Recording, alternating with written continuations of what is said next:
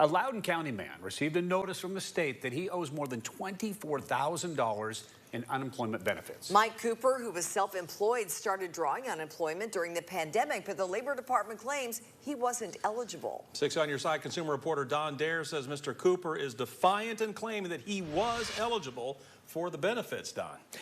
Well, that's right, Bo, and Mike says he does not intend to repay the money. Mike Cooper, who is in bad health, qualified for Social Security disability benefits just this month. In 2020, Mr. Cooper was self-employed when the pandemic began, and under the Pandemic Unemployment Assistance Program, state and federal benefits were provided to self-employed Tennesseans. The other week, when Mike received notice that he owed the state a big chunk of money, he says his breath was taken away. These figures from the Tennessee Labor Department show Mike Cooper received $720 a week in state unemployment benefits and federal stimulus money during the pandemic. Mike, a single dad of a teenage daughter, says the money got him through that tough time of being without a job 4 years ago. Then the state sent this statement last month: "You owe us $24,000. What was your reaction when you saw that figure? Shock. It was like, how do I, what now? You know, how do I pay this back?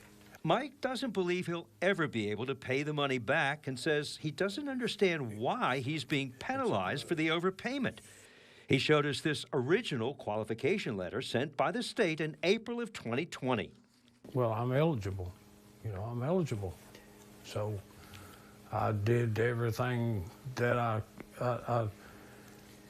that was required of me. In this letter dated July of 2021, Mike knew something was up. He says after the state reviewed his unemployment eligibility, the Labor Department wrote saying he did not provide the proper information. So Mike was required to send pictures of his driver's license, a selfie holding his driver's license, his Social Security card, proof of address, and tax documents. But all that did no good. Why am I disqualified? When I was approved with, you know, and all the documents, everything that they needed was sent. I did this exactly what they wanted me to do. So Mike fought the decision that he didn't provide the proper documentation to prove his eligibility. You appealed the disqualification, and what was the conclusion? The conclusion was I did nothing wrong through the tribunal appeal authority. The conclusion of law states there is no evidence the claimant knowingly made false statements to obtain benefits.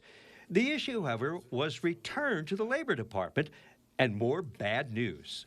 I wasn't fraudulent in doing one thing, but it went back to the agency, and it started all over again.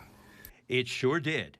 He now has to repay all of that money he received in unemployment benefits. Everything I was supposed to do, I'd done. So you're saying to the state? I was eligible for anything that I received, I was eligible for. And I have no intentions of paying anything back.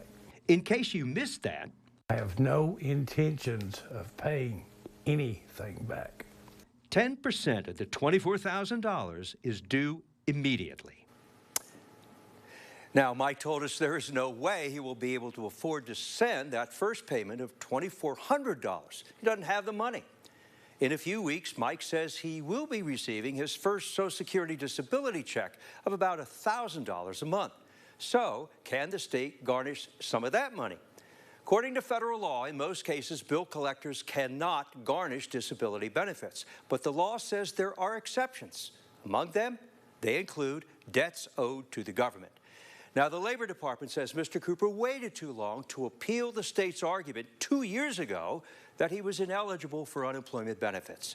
The state says Mr. Cooper claimed he had not read his email, but the state says that is no excuse. So the Labor Department concluded Mike Cooper owes $24,000 because he was ineligible for the benefits. We'll see what happens. Bo?